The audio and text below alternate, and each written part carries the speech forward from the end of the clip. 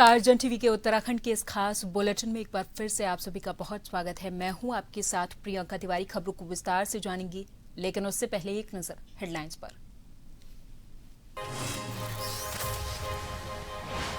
विधि विधान के साथ खुले केदारनाथ धाम के कपाट, सेना ने हेलीकॉप्टर से बरसाए फूल। सीएम धामी ने की प्रधानमंत्री के नाम की पहली पूजा। बद्रीनाथ के कल खुलेंगे द्वार। चारधाम यात्रा को लेकर सुरक्षा के पुख्ता इंतजाम। पूरे क्षेत्र को 16 सुपर जोन, 43 जोन और 149 सेक्टर में विभाजित किया। एटीएस, बीडीएस और आईटीबीपी के जवान भी तैनात। हाकम सिंह मामले में प्रदेश के राजनीतिक बयानबाजी तेज। भारतीय जनता पार्टी ने कांग्रेस पर साधा निशाना, कहा राजनीतिक लाभ लेने के लिए उठाए जा रहे ऐसे मुद्दे।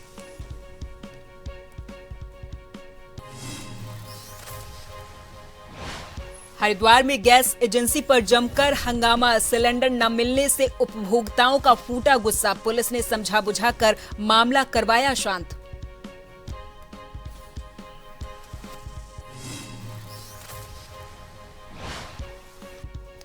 और उत्तराखंड के 5 जिलों में बारिश के आसार। पहाड़ों में बारिश की संभावना। मैदानों में तपिश जारी। बाजपुर किच्छा सबसे गर्म।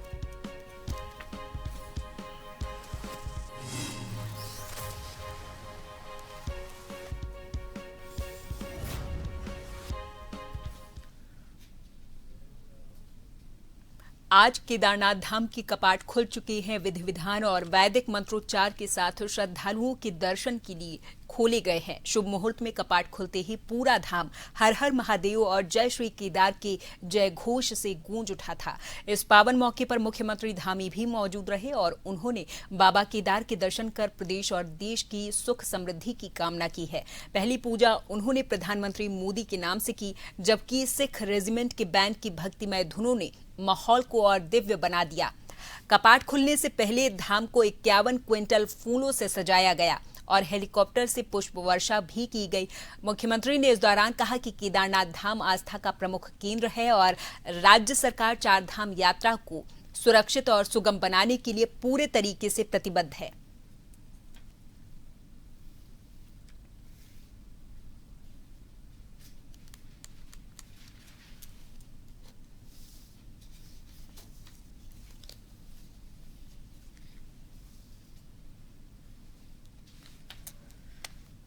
बड़ा भक्तों में जोश है। अच्छी व्यवस्था इस बार बद्री केदार मंदिर समिति के द्वारा की गई है। आपने देखा होगा कि 5 ही मिनट में सबके दर्शन हो गए। कई सारे बैच बाहर निकल गए हैं। इस बार एक अच्छी व्यवस्था, जिससे कि जो सामान्य से सामान्य दर्शन करने वाले भक्तगण हैं, जो अंतिम छोर में खड़े रहते हैं, सामान्य व्यक्ति को भी एक अच्छे, जैसे सबके दर्शन होते हैं उसी प्रकार से दर्शन हो, तो इस बार मुझे लगता है कि आसानी होगी।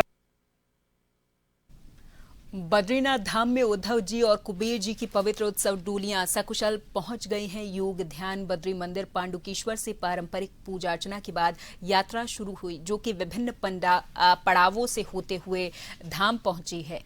पूरे रास्ते में जय बद्री विशाल के जयकारों से वातावरण भक्तिमय रहा। श्रद्धालुओं ने जगह जगह डोलियों का स्वागत करके पूजा अर्चना की है। इस आगमन के साथ ही बद्रीनाथ धाम के कपाट खुलने की तैयारियों को गति मिल गई है।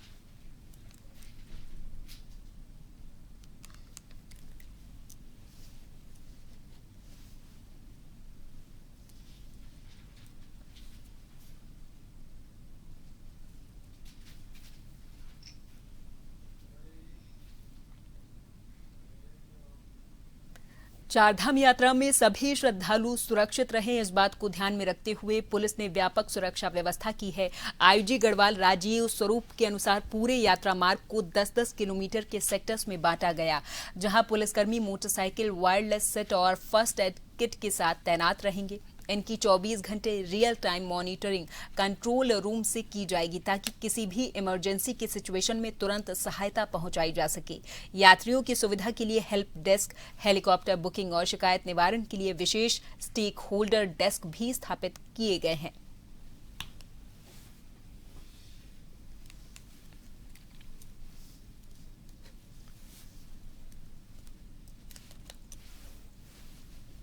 जितने भी टावर्स जो रूट्स में हैं, वहाँ पर बिल्कुल रियल टाइम में एसएमएस के माध्यम से उनको ये अलर्ट और मैसेज चला जाएगा, जिसमें कि प्रमुख रूप से अगर सपोज़ कि अगर कोई ट्रैफिक जो है वो बंद है, रास्ता बंद है और सपोज़ 3 घंटे बाद खुलेगा, तो ये इस तरीके का मैसेज जो है वो यात्री को दे दी जाएंगी, ताकि वो अपनी यात्रा को वैसे प्लान कर लें।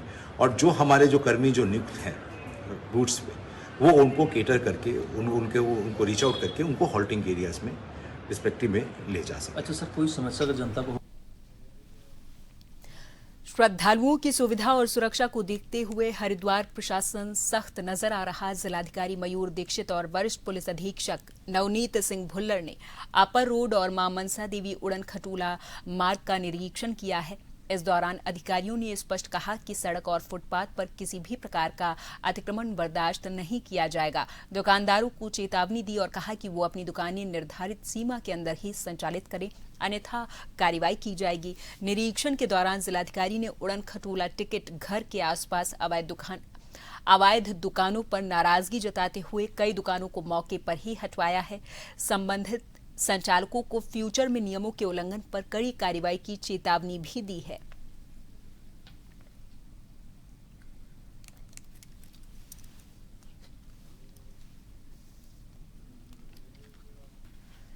चारधाम यात्रा और अपराध नियंत्रण को लेकर हरिद्वार पुलिस का सख्त अभियान लगातार जारी है। ऑपरेशन प्रहार के तहत नियमों का उल्लंघन करने वालों पर लगातार कार्रवाई की जा रही है। इसी क्रम में थाना श्यामपुर पुलिस ने लाहड़पुर चेक पोस्ट पर चेकिंग के दौरान काली फिल्म और अवैध हूटर लगी एक स्विफ्ट कार को जब्त किया है।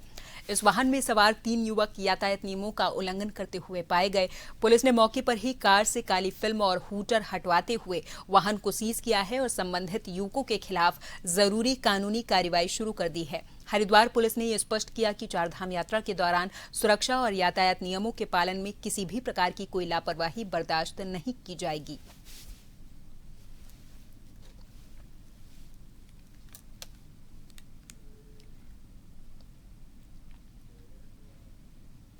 चारधाम यात्रा के दौरान श्रद्धालुओं को शुद्ध और गुणवत्तापूर्ण खाद्य पदार्थ उपलब्ध कराने और मिलावट पर रोक लगाने के लिए प्रशासन ने सख्त निर्देश दिए। जिलाधिकारी मयूर दीक्षित के निर्देश पर खाद्य सुरक्षा विभाग लगातार जनपद में छापेमारी अभियान चला रहा है। इसी क्रम में होटल, ढाबा, रेस्टोरेंट, थोक विक्रेता और डेयरी प्रतिष्ठानों का औचक निरीक्षण किया गया और खाद्य पदार्थों के नमूने जांच के लिए प्रयोगशाला भेजे गए। अभियान के तहत ओल्ड इंडस्ट्रियल एरिया से फैंटा, आर्य नगर चौक के रेस्टोरेंट से हल्दी और ज्वालापुर की डेयरी से दूध का नमूना लिया गया। कुल 6 रेस्टोरेंट, 3 ढाबे, 2 वितरक और 1 डेयरी का निरीक्षण किया गया है। साथ ही सभी प्रतिष्ठानों को खाद्य licence, food safety display board, सफाई, डस्टबिन, शुद्ध पेयजल और कर्मचारियों के स्वास्थ्य परीक्षण जैसे मानकों का पालन करने को कहा है।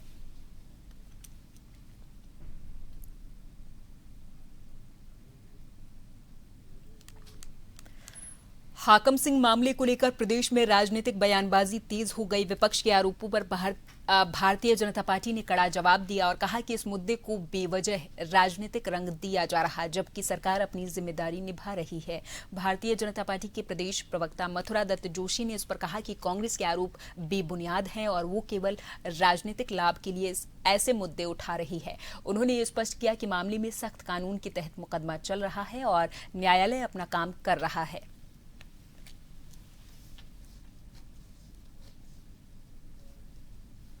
कांग्रेस के आरोप बेबुनियाद आरोप हैं। कांग्रेस अपनी राजनीतिक रोटियां सेकने का काम कर रही है।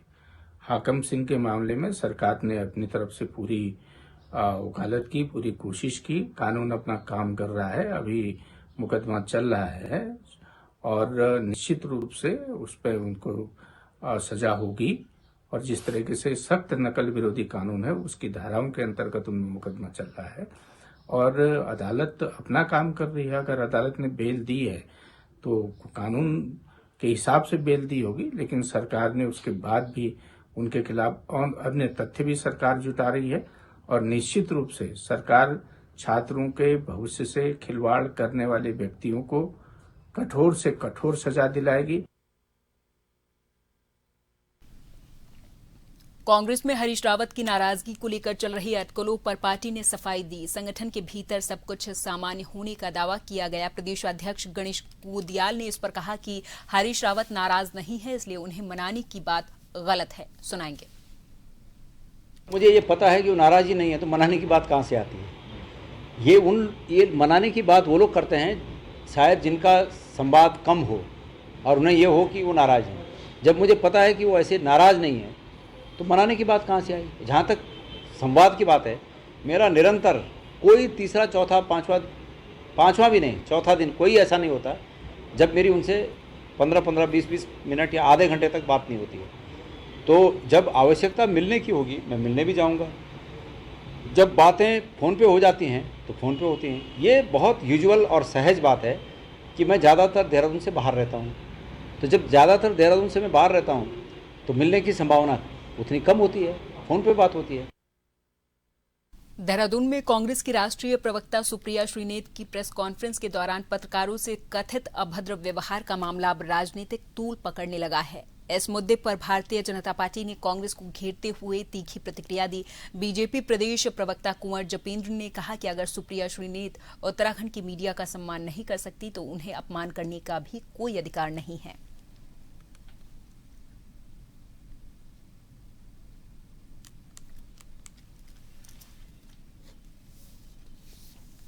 सुप्रिया जी उत्तराखंड के मीडिया का सम्मान नहीं कर सकती थी तो उन्हें उत्तराखंड के मीडिया का अपमान करने का भी कोई हक नहीं है। अगर वो चाय समोसा बैठकर खा लेती उत्तराखंड के मीडिया के साथ तो हमें समझ में आता कि उन्हें उत्तराखंड की भौगोलिक परिस्थितियों का और उत्तराखंड के मुद्दों का ज्ञान है। कांग्रेस की यही दुविधा है कि कांग्रेस के पास नेतृत्व की कमी है, कांग्रेस के पास प्रदेशों को समझने वाले लोगों की कमी है। और उनके साथ में हमने देखा कि कांग्रेस के प्रदेशाध्यक्ष बैठे हुए थे, बाकी नेता बैठे हुए थे और सबके मुंह में दही जमा हुआ था। आप अपनी आंखों के सामने उत्तराखंड के मीडिया का अपमान होते हुए देख रहे हैं और आपके मुंह से एक अल्फाज तक नहीं निकल रहा, तो कैसे उत्तराखंड की जनता इस कांग्रेस पे, प्रदेश पे भरोसा कर सकती है? विकासनगर में जिला कांग्रेस कमेटी पचपादून की प्रेस वार्ता में महिला आरक्षण बिल को लेकर भारतीय जनता पार्टी पर तीखा हमला बोला गया है। जिलाध्यक्ष संजय किशोर ने कहा कि भाजपा जनता के बीच ये भ्रम फैला रही कि कांग्रेस महिला विरोधी है, जबकि महिला आरक्षण बिल 2023 में संसद में सर्वसम्मति से पारित हो चुका है। उन्होंने आरोप लगाया कि भाजपा ने इस बिल को परिसीमन और सीट बढ़ाने से जोड़कर इसे लागू करने में देरी की है। कांग्रेस का ये कहना है कि मौजूदा सीटों के आधार पर ही महिला आरक्षण तुरंत लागू होना चाहिए। संजय ने आगे कहा कि परिसीमन से जोड़ना छोटे राज्यों के हितों के खिलाफ है।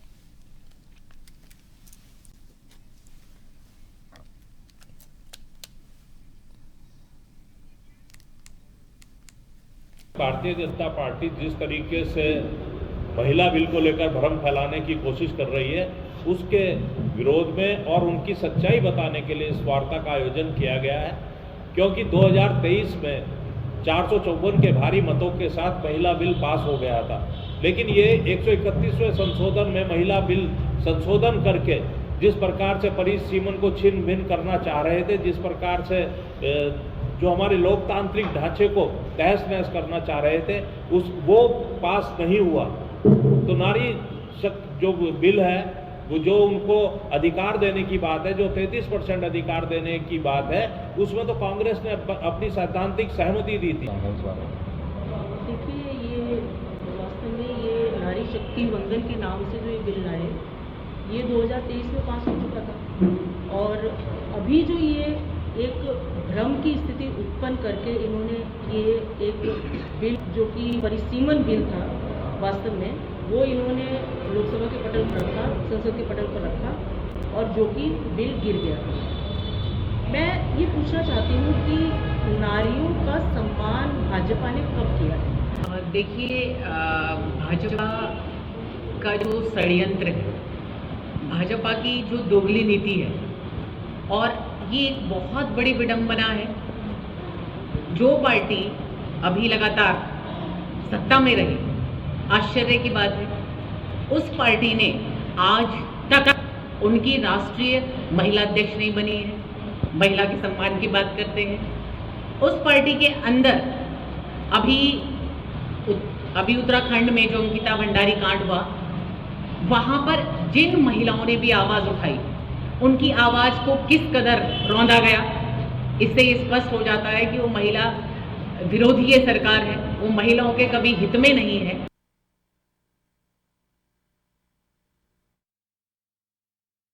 हाजिर होंगे कुछ और खबरों के साथ।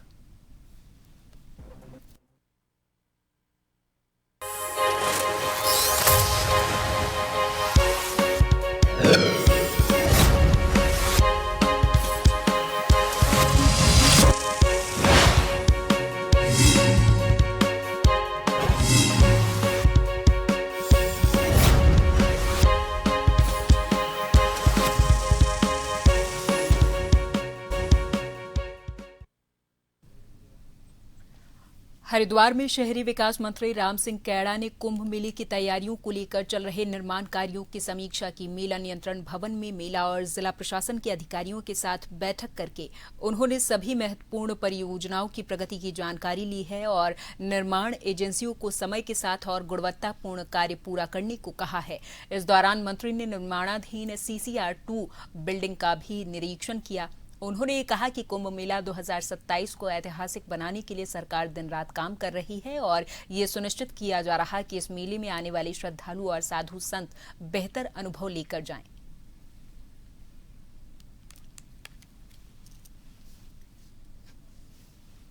कुंभ के जो मेले की तैयारी है, इसमें कुंभ के मेले को ऐतिहासिक और बनाने के लिए हम लोग रात दिन प्रयासरत हैं, क्योंकि हरिद्वार एक धर्मस्थली है और हरिद्वार धर्म की राजधानी पूरे भारतवर्ष में जानी जाती है।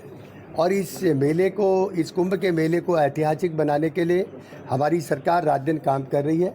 निश्चित रूप से भारतवर्ष का, विश्व का जो भी यहाँ पर तीर्थयात्री यहाँ पर पहुँचेंगे, उनको किसी प्रकार की परेशानी न हो और यहाँ पर जितने भी हमारे अखाड़े हैं, उन अखाड़ों में जो भी हमारे धर्मगुरु आएंगे, उनको किसी प्रकार की परेशानी न हो, इसी दृष्टि से आज यहाँ पर इस बैठक को रखा गया।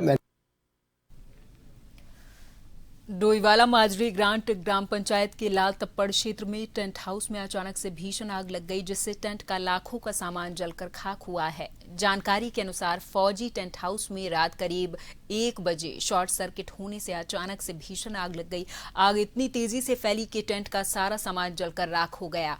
इधर सूचना मिलते ही फायर ब्रिगेड की टीम और स्थानीय पुलिस मौके पर पहुंची और कड़ी मशक्कत के बाद आग पर काबू पाया है। स्थानीय प्रशासन की टीम के साथ जनप्रतिनिधियों ने भी मौके पर पहुंचकर हालात का जायजा लिया। पीड़ित ने मुआवजे की मांग की है।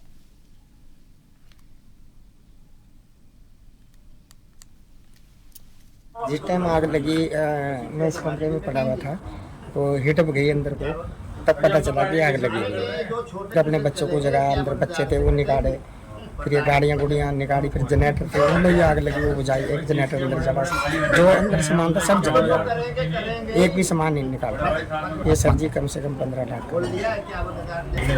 भाई साहब, जैसे कि मेरी रात लगभग 2:30 बजे के आसपास पता लगा कि उनके यहाँ जो है आग लग गई है, तो काफ़ी गरीब परिवार है बेचारा, काफ़ी टाइम से अपनी रोजी रोटी जो है इसी टेंट के काम से चलाते थे। और जैसी रात हमें सूचना मिली, हम भी आए और सुबह हमने सारे विभाग को जानकारी दी। तो अभी कुछ देर पहले तहसील प्रशासन से पटवारी साहब आ रखे थे, बिजली विभाग से जय साहब आए हुए थे। तो हमारी तो सरकार से मांगी, गरीब परिवार है, कहीं ना कहीं से इनको कुछ ना कुछ जो है राहत मिले। ऑपरेशन प्रहार के तहत पुलिस की ओर से राज्य में कानून और शांति व्यवस्था को बनाए रखने के लिए आमजन की सुरक्षा को ध्यान में रखते हुए असामाजिक तत्वों को चिन्हित करके उनके खिलाफ लगातार कार्रवाई जारी है। वहीं डोईवाला पुलिस ने हांसूवाला तिराहे पर चेकिंग के दौरान डोईवाला सत्तीवाला निवासी एक युवक को 12 बोर की देसी राइफल और 3 जिंदा कारतूस के साथ गिरफ्तार करके अभियुक्त के खिलाफ आर्म्स एक्ट के तहत कार्रवाई की है।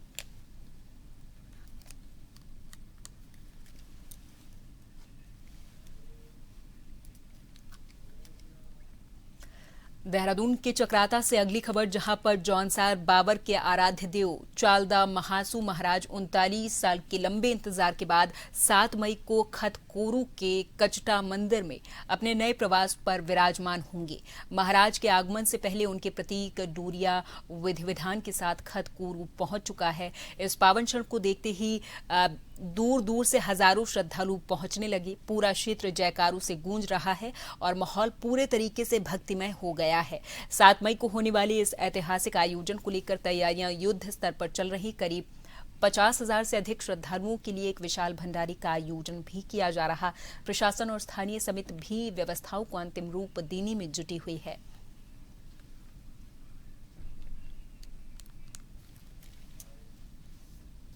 आज यहाँ पे चालदा महाराज जी की मतलब छड़ी आई है, जो डोरिया बोलते हैं उन्हें, वो आए हैं। 7 मई को यहाँ महाराज जी आएंगे और बहुत खुशी का माहौल हुआ है, बहुत खुशी हो रही है। जब हम लोग यहाँ पे मतलब पैदा भी नहीं हुए थे, मतलब मम्मी लोगों की पीढ़ी के टाइम पे आया था उस टाइम, और अब लोग उत्सुक हुए भी नहीं थे। तो आज देख रहे हम लोग, आज हमारे टाइम में महाराज जी यहाँ पे आए हुए, तो बहुत खुशी की बात है, बहुत खुशी हो रही है। सारे लोग आए हुए हैं और मंदिर में भी बहुत खुशियां मना रहे सब लोग। पूर्व में चालदा महाराज का जो आगमन है वो 40 वर्षों के पश्चात हुआ, और चालदा महाराज के आगमन से पूर्व देवता के देवचिन्ह, जिसे हम डोरिया कहते हैं, वो आते हैं और वो देवचिन्ह आज कष्टा में पहुंच चुके हैं। और निश्चित रूप से कष्टा में आने के बाद यहाँ का जो माहौल है वो बहुत ही भक्तिमय हो चुका है। हर्षोल्लास पूरे खत में इस समय दिख रहा है। और 6 मई को चालदा महाराज के लिए यहाँ से कुछ लोग बाराती के रूप में जाएंगे धौवा गाँव में, और धौवा में 7 मई को धौवा वहाँ से प्रस्थान करेंगे। देखिए, ऐसा है, आपने भी आज यहाँ माहौल देखा होगा खतपुर की कष्टा में, जब महाराज आए, यहाँ कितनी खुशी की लहर है सबके चेहरे में, एक रौनक आई हुई है। 39 साल के बाद महाराज हमारे खतपुर में प्रवेश किया है, बहुत खुशी का माहौल बना हुआ है, बहुत। अब जिस दिन महाराज 7 मई को हमारे यहाँ प्रस्थान करेंगे, खुद महाराज आएंगे, तो उस दिन लगभग हमें जो है 30 से 35 हजार के आसपास के श्रद्धालु यहाँ पे आने की उम्मीद है। और इसी के साथ इस बुलेटिन में फिलहाल के लिए मेरे साथ बस इतना ही। आप देखते रहें जन टीवी। नमस्कार।